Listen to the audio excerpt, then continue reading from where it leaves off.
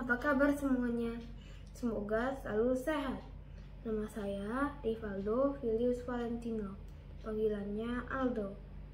Saya dari lingkungan Santo Ignatius, Lipo Barat, Karawaci. Saya juga anggota BIA Santa Agatha. Hari ini saya akan bercerita tentang Raja Salomo yang bijaksana. Diambil dari kitab 1 Raja-Raja bab 3 ayat 16 sampai 28. Selamat mendengarkan cerita saya ya. Raja Salomo atau Sulaiman adalah putra Daud.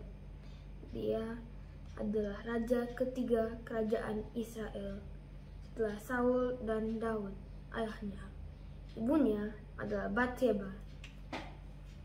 Raja Daud adalah seorang anak Tuhan yang hebat. Selama pemerintahannya, Israel tumbuh 10 kali lebih besar daripada kerajaan Raja Saul. Tapi sekarang dia tidak bisa memerintah lebih lama. Daud sudah menjadi tua dan lelah dan sakit. Hidupnya di dunia sudah tidak lama lagi. Walaupun sedang sakit, Raja Daud mengumpulkan para pemimpinnya dan mengumumkan bahwa dia akan menjadikan anaknya Salomo sebagai Raja Israel. Daud mengatakan bahwa Salomo adalah orang yang dipilih Tuhan untuk menjadi Raja Israel. Segera setelah mengganggarkan itu, Daud meninggal. Sebelum Daud meninggal, dia berkata kepada Salomo agar ia taat kepada Tuhan dan menjadi seorang raja yang baik. Lakukanlah kewajibanmu dengan setia terhadap Tuhan Allahmu, dengan hidup menurut jalan yang ditunjuknya, kata Daud kepada anaknya. Itu adalah satu nasihat yang sangat baik. Kemudian Salomo duduk di atas takhta Daud, ayahnya, dan kerajaannya yang sangat kokoh. Allah senang kepada Salomo. Suatu malam Tuhan datang kepada Salomo dalam mimpi. Tuhan berkata, "Salomo, apa yang kau inginkan untuk kuberikan kepadamu?" Dalam mimpinya, Salomo menjawab, "Tuhan, Allahku, aku masih sangat muda dan aku tidak tahu bagaimana mestinya memerintah. Maka kiranya Engkau berikan hikmat untuk memerintah umatmu dengan cara yang benar." Tuhan senang akan apa yang diminta oleh Salomo, karena Salomo tidak meminta kekayaan dan kemegahan. Sehingga Tuhan berkata, "Karena engkau telah meminta hikmat, bukan umur panjang atau kekayaan, maka aku akan memberikan kepadamu hikmat yang lebih banyak daripada yang pernah dimiliki oleh siapa saja yang pernah hidup. Tetapi aku juga akan memberikan kepadamu apa yang tidak kau minta, yaitu kekayaan dan kemuliaan." Tidak perlu waktu lama untuk orang Israel mengetahui hikmat Salomo. Suatu hari, datanglah 2 orang ibu dengan seorang bayi menghadap Raja Salomo. Saat masuk ke istana, keduanya tidak berhenti bertengkar dan adu mulut. Akhirnya Raja berkata, "Berhentilah bertengkar. Ceritakan kepadaku apa yang terjadi." Seorang ibu bercerita bahwa mereka berdua sebenarnya tinggal dalam satu rumah. "Kami berdua sama-sama hamil dan akan melahirkan."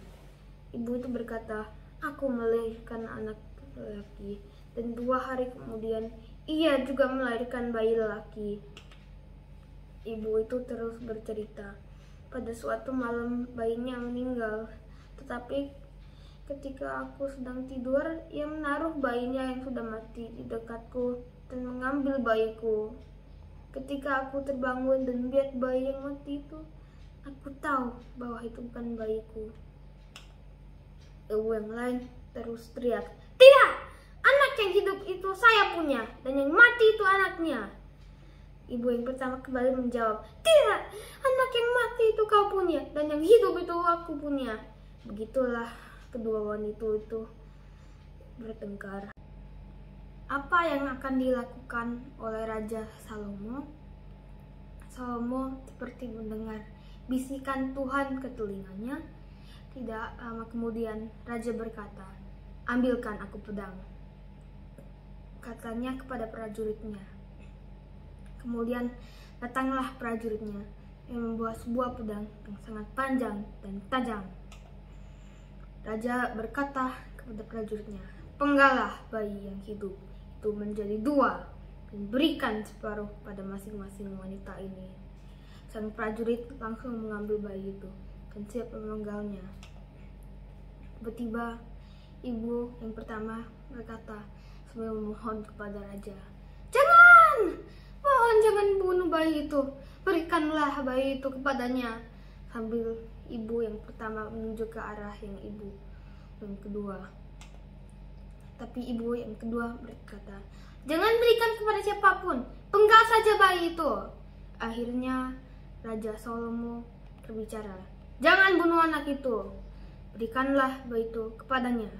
Sambil menunjuk ke arah ibu yang pertama. Dialah ibunya yang sebenarnya. Karena Salomo tahu, seorang ibu yang mencintai anaknya tidak akan rela anaknya dibunuh, sampai ia rela menyerahkan anaknya supaya anaknya tetap hidup dan tidak dibunuh. Ketika rakyat mendengar bagaimana Salomo mengatasi kesulitan itu, mereka bersuka cita mendapat raja yang begitu bijaksana. Selama pemerintahan Salomo, Allah memberkati bangsa itu karena mereka menumbuhkan banyak sekali gandum dan jelai, buah anggur dan ara, serta makanan lainnya. Rakyat memakai pakaian yang bagus dan tinggal di rumah yang bagus. Setiap orang mempunyai lebih dari cukup. Terima kasih untuk mendengarkan sama saya. Dadah.